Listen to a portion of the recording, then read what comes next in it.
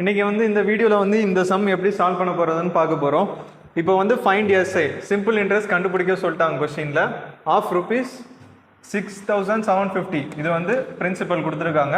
For 219 days இது வந்து number of இயர்ஸ்க்கான கொடுத்துருக்காங்க அவங்க. அதுக்கப்புறம் ரேட் ஆஃப் இன்ட்ரெஸ்ட் வந்து 10%ன்னு கொடுத்துருக்காங்க.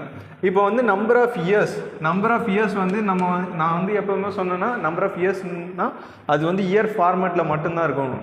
இப்போ வந்து டேஸ் அண்ட் சப் ஃபார்மேட்டில் இருக்குது. இப்போ வந்து அதை வந்து இயர்ஸாக கன்வெர்ட் பண்ணுறதுக்கு 1 year is equal to 365 days. அப்போது வந்து 365 days டிவைட் பண்ணால் அது வந்து இயர்ஸாக மாறிடும். அப்போ 219/365 இப்படின்னு கன்வெர்ட் பண்ணால் அது வந்து இயர்ஸில் மாறிடும்.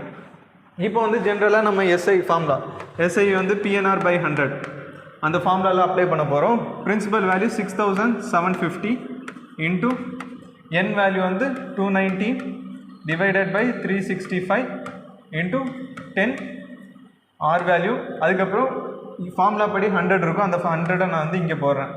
இப்போ வந்து 1 0க்கு 1 0 இங்கே கேன்சல், இன்னொரு 0க்கு இந்த 0 கேன்சல் ஆகிடுச்சு. இப்போ வந்து 675 365 இதை டிவைட் பண்ணால் இது வந்து 5 டேபிளில் 73 டைம்ஸில் வரும். இது வந்து 135 டைம்ஸில் வரும். இப்போ வந்து பார்த்தாலே நீங்கள் சொல்லலாம் 73 219 3 டைம்ஸில் போகும். அப்போ வந்து ஃபைனல் எஸ்ஐ வேல்யூ வந்து 135 × 3 135 × 3னா அது வேல்யூ வந்து 405. இதான் வந்து இந்த சம்மோட ஆன்சர். இந்த வீடியோ பிடிச்சிருந்தா லைக் பண்ணுங்கள், ஷேர் பண்ணுங்கள், அதுக்கப்புறம் சப்ஸ்கிரைப் பண்ண மறந்துடாதீங்க.